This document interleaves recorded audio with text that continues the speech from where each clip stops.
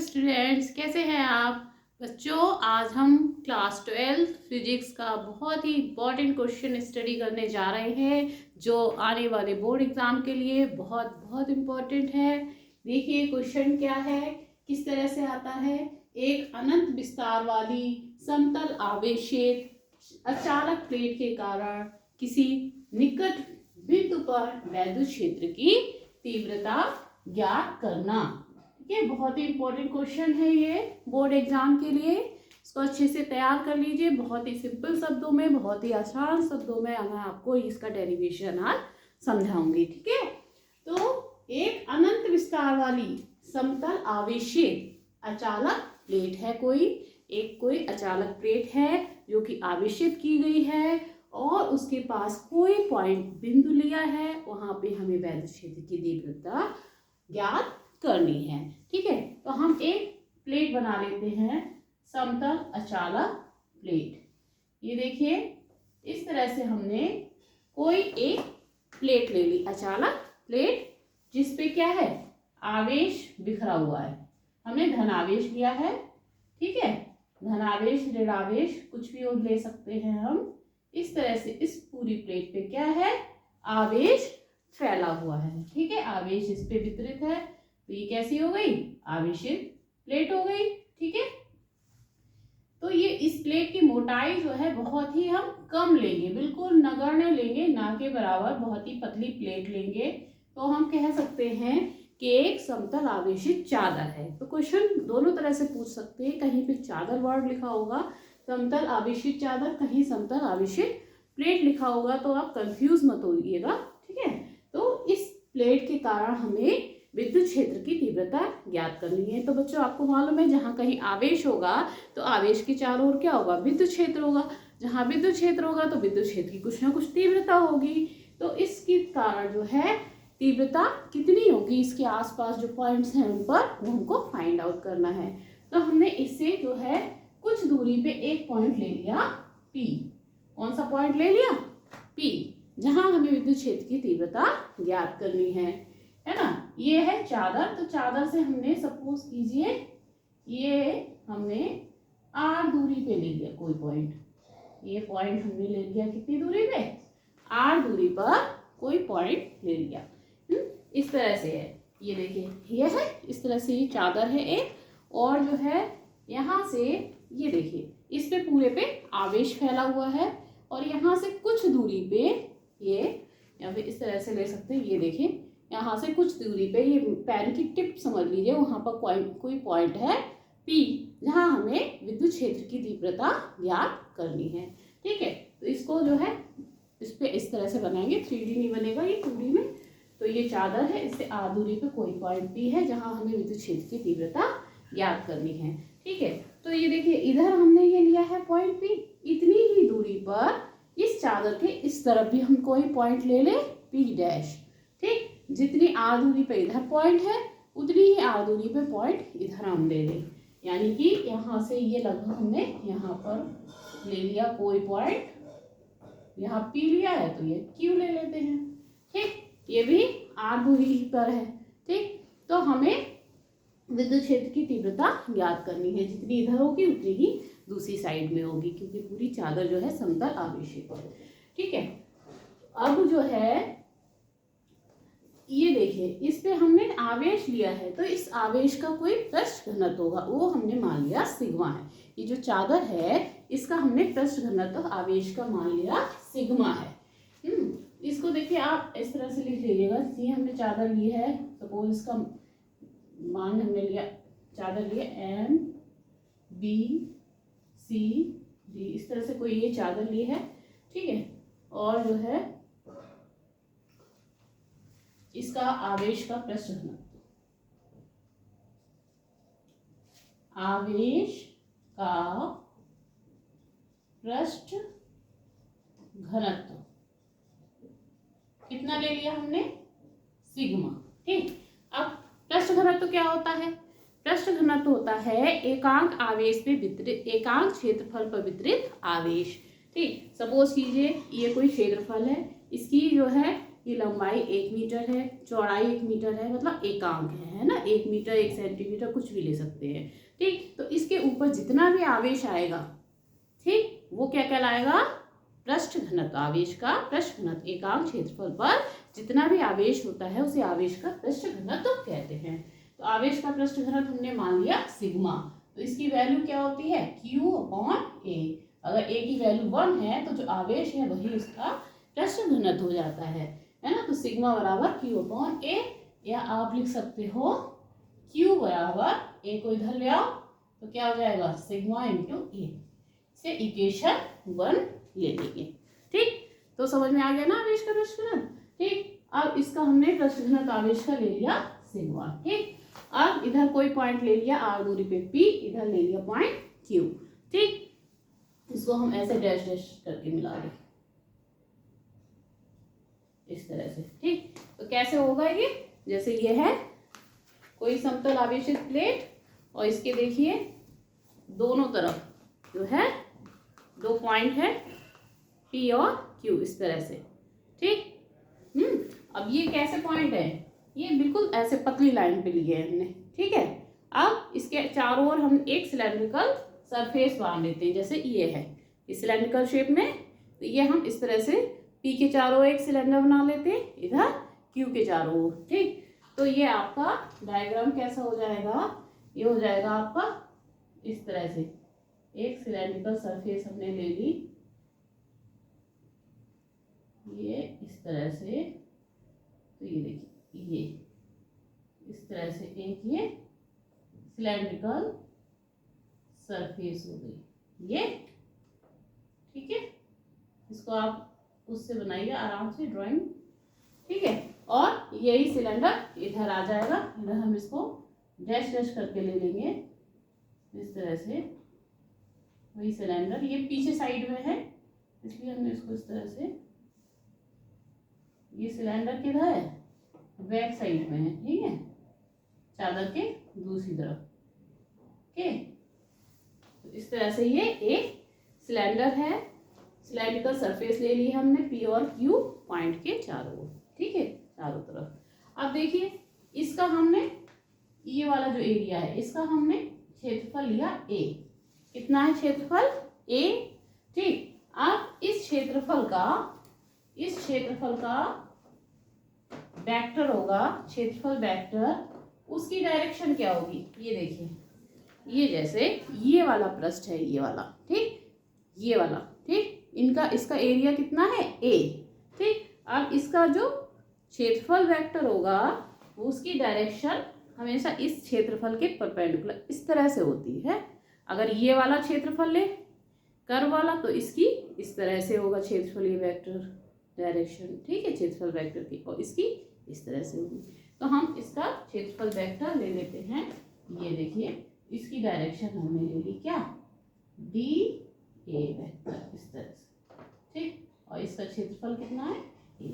ठीक, बिल्कुल सेम इस तरफ भी जो है इसका क्षेत्रफल A डैश, और ये हमने ले लिया इसकी डायरेक्शन DA डैश, और इसका क्षेत्रफल हमने ले लिया A डैश। ओके, ठीक, क्षेत्रफल दोनों साइड में बराबर है।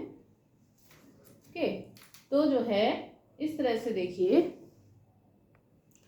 ये बच्चों इधर भी A ही लेंगे, है ना, क्षेत्रफल दोनों साइड में बराबर है। और जो ये कर्व्ड वाला सर वो है एरिया, इसका हम क्षेत्रफल लेंगे क्या, D, इसका क्षेत्रफल लेंगे हम A डैश कर्व्ड वाले का। ठीक है, और इसका जो वेक्टर हो जाएगा ये क्या हो जाएगा, DA डैश इस तरह से आउटवर्ड है। अब देखिए P पे हमें विद्युत क्षेत्र की तीव्रता ज्ञात करनी है, इस पे हमें धनावेश प्लेट लिया हुआ है, तो धनावेश के कारण विद्युत क्षेत्र की तीव्रता क्या होती है, आउटवर्ड बाहर की तरफ होती है। तो विद्युत जो क्षेत्र है उसकी तीव्रता यहाँ पे क्या हो जाएगी, ये वाले डायरेक्शन में, मान ली E है तो ये इसकी डायरेक्शन क्या होगी, इससे परपेंडिकुलर, है ना। जैसे कि आपका देखिए ये है जो क्षेत्रफल, तो विद्युत क्षेत्र की दिशा इस तरह से होगी। ठीक, और जो हमने वो लिया है DA, इसकी भी डायरेक्शन जो है सेम बाहर की तरफ है, इस तरह से दोनों की दिशा क्या है, आउटवर्ड बाहर की तरफ है। इस तरह से ये क्षेत्रफल की दिशा और ये ही इस तरह से ही विद्युत क्षेत्र की दिशा। तो दोनों एक दूसरे के पैरेलल है, तो उनके बीच में एंगल कितना हो जाएगा, 0 डिग्री हो जाएगा। यहाँ पे ए ई और डी ए के बीच में जो है कितना हो जाएगा, एंगल 0 डिग्री का हो जाएगा। अब यहाँ पे देखो डी ए वेक्टर बाहर की तरफ है और विद्युत क्षेत्र की दिशा जो है उसकी डायरेक्शन क्या है, इधर की तरफ है, इस तरफ पे। तो यहाँ पर जो है एंगल कितना हो जाएगा, 90 डिग्री का हो जाएगा। ठीक है, तो फिलहाल अभी आगे बढ़ते हैं हम। इसको हमने मान लिया इधर एक पॉइंट पी है, इधर क्यू है, और जो है पी क्यू एक लाइन है, इसके चारों हमने एक सिलेंड्रिकल सरफेस एज्यूम कर ली है। ठीक है, अब हमें पी पे जो है विद्युत क्षेत्र की तीव्रता ज्ञात करनी है इस समतल प्लेट के कारण, जो कि धनावेशित अचालक प्लेट है या फिर एक चादर है प्लेन, पतली सी आवेशित। ठीक है, तो देखिए यहाँ पर हमने बताया ई वेक्टर और डी ए वेक्टर के बीच में एंगल क्या है, 0 डिग्री आ रहा है। तो हम वैद्युत फ्लक्स निकालते हैं अगर इस पॉइंट पे, पी पॉइंट पे, पी पॉइंट कौन सा है, ये है बीच में है, ये पी पॉइंट है। ठीक है, पी पॉइंट पे जो है अगर हम वैद्युत फ्लक्स निकालेंगे बेलन के समतल पृष्ठ हेतु, वैद्युत फ्लक्स बेलन के समतल पृष्ठ, समतल पृष्ठ का मतलब ये वाला जो पृष्ठ है, ये वाला कर्व है और ये वाला समतल है। ठीक, समतल पृष्ठ हेतु वैद्युत फ्लक्स, वैद्युत फ्लक्स,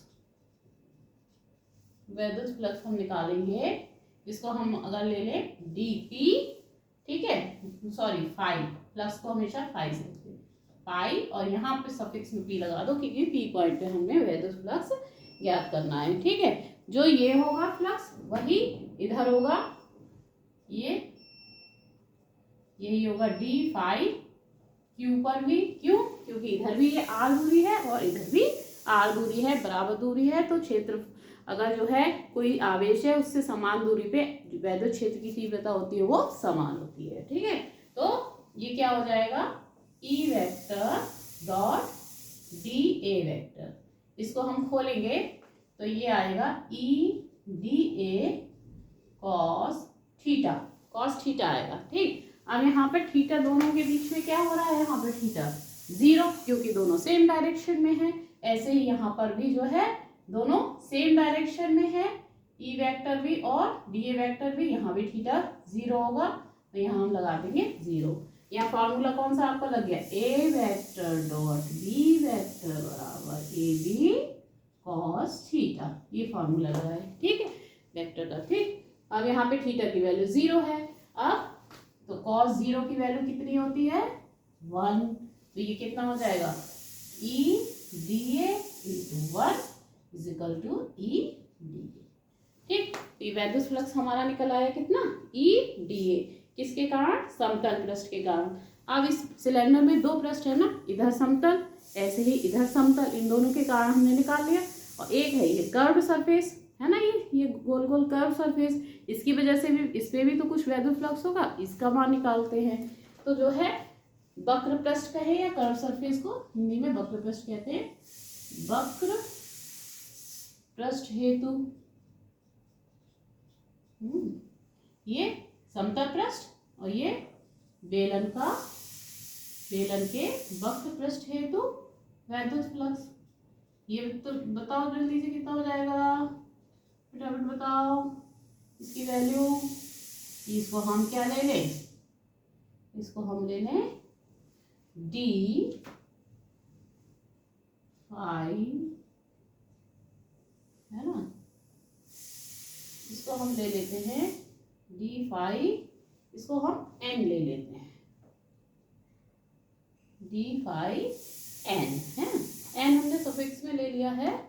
ये जो कर्व सरफेस है ये हमने मान ली है, ये है एन। ठीक है, तो डी फाई एन, ये क्या हो जाएगा, फॉर्मूला आपका वही है, E vector dot D A vector हो जाएगा ई डी ए कॉस थीटा।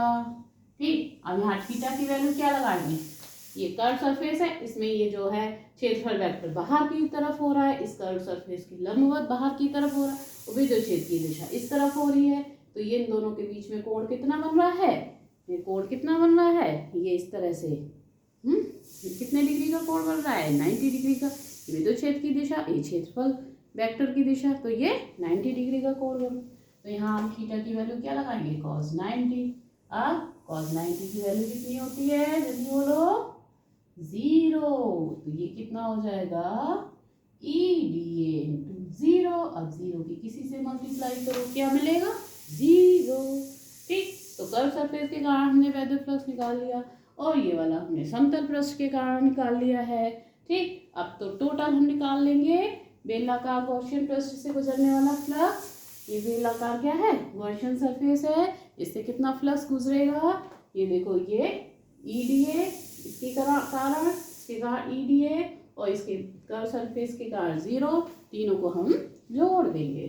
ठीक, भी नीचे अभी दिख रहा है ना, यहाँ पे एक लाइन लिख देते हैं, अतः बेलनाकार गॉसियन पृष्ठ से, गॉसियन पृष्ठ इसको कहेंगे हम बेलनाकार, जो गॉस की थ्योरम का यूज करके हम इसका डेरिवेशन कर रहे हैं, गॉसियन पृष्ठ से, ये गॉस के थ्योरम का अनुप्रयोग है, बहुत ही इंपॉर्टेंट है, अक्सर पूछा जाता है, हर साल ही एक साल छोड़ के, गॉसियन पृष्ठ से गुजरने वाला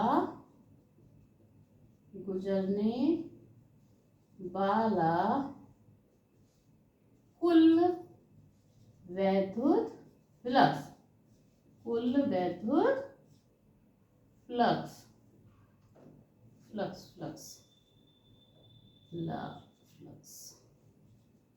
कितना होगा, इसको हम ऐसे लिख सकते हैं, क्या, फाई P इस P के कारण प्लस फाई Q के कारण प्लस फाई ये N के कारण, बेलनाकार पृष्ठ के कारण। तो इन दोनों के कारण क्या आया था हमारा, EDA, ये भी कितना था, EDA, और ये कितना था, 0। तो टोटल कितना हो गया, EDA 2 EDA, कितना हो गया, 2 EDA। ठीक, तो हमारा ये कुल वैद्युत फ्लक्स निकल आया, इसको चाहे आप फाई बराबर लिख लो, कुल वैद्युत फ्लक्स फाई E बराबर इतना आ गया। ठीक, अब हमारा वैद्युत फ्लक्स हमारा टोटल निकल आया कितना है, ओके, क्लियर। अब जो है हम क्या करेंगे, ये हमारा, इसको हम क्या करेंगे, इंटीग्रेट, है ना, ये इंटीग्रेशन करेंगे। ठीक है, अब जो है ये देखिए, ये डी फाई था ना, जब हम इसको इंटीग्रेट कर देंगे डी फाई को, तो हमें क्या मिल जाएगा, टोटल फाई।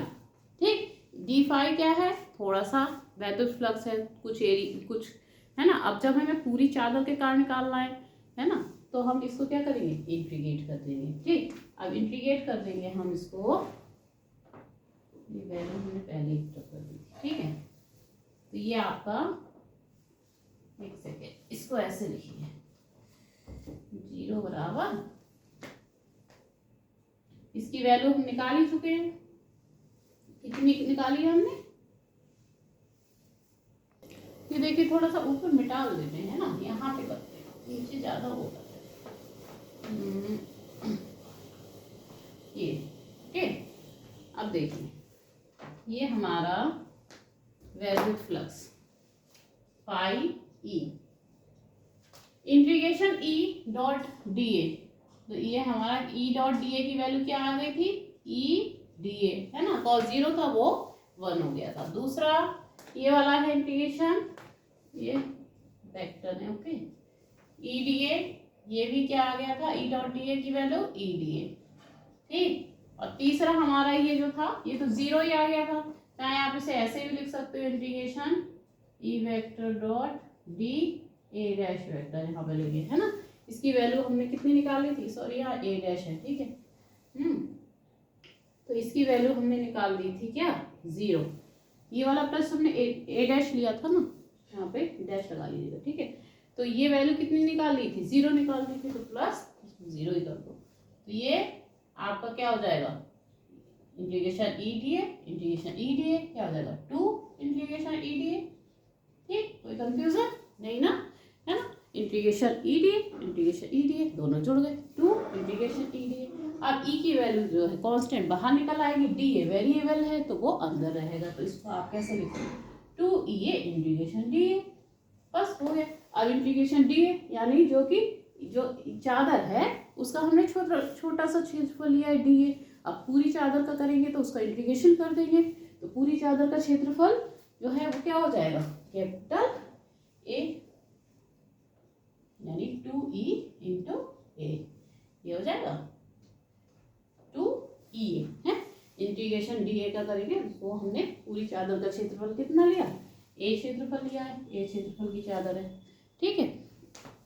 तो ये आपका क्या हो गया 5e की वैल्यू 2e। अब इसे इक्वेशन 2, ठीक।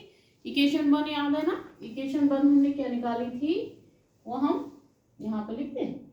इक्वेशन 1 निकाली थी हमने Q is equal to sigma A, equation 1 निकाली थी, ठीक। जो आवेश था चादर पे पृष्ठ घनत्व तो उसका सिग्मा था, तो हमने क्या निकाला था सिग्मा बराबर Q कौन है, तो Q बराबर सिग्मा है, ध्यान रखना उस चीज को, ठीक। ये इक्वेशन हमें 2 मिल गई। अब हमें गॉस की थ्योरम बस अप्लाई करना है और हमें रिजल्ट मिल जाना है, बस कंप्लीट है लगभग। गॉस की थ्योरम क्या कहती है, गॉस की थ्योरम क्या कहती है, गॉस की प्रमेय से, गॉस की प्रमेय कहती है पाई बराबर Q बटा एप्सिलॉन नॉट, जो कुल आवेश है उसका जो है वो क्या होता है 1 बटा एप्सिलॉन नॉट होता है ना। सिग्मा डी Q होता है कुल आवेश Q अपन एप्सिलॉन डी, तो ठीक है। अब Q की वैल्यू हमने क्या लिखी है सिग्मा ए, तो ये क्या हो जाएगी सिग्मा बटे एप्सिलॉन नॉट, ठीक।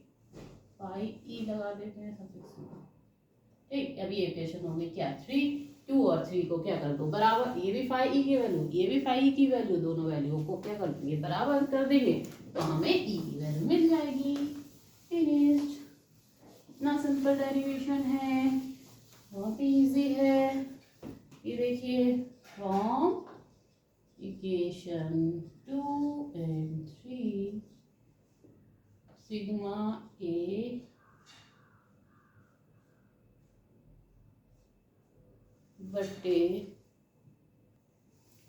बटे एप्सिलॉन नॉट बराबर 2e ए, दोनों तरफ से ए हटा दो तो क्या मिलेगा सिग्मा बटे एप्सिलॉन नॉट बराबर 2e, क्या मिलेगा 2e, या आप ऐसे भी लिख सकते हो 2e बराबर सिग्मा बटे एप्सिलॉन, तो e बराबर क्या हो जाएगा सिग्मा बटे 2 एप्सिलॉन नॉट। ये विद्युत क्षेत्र की तीव्रता आ गई, ओके।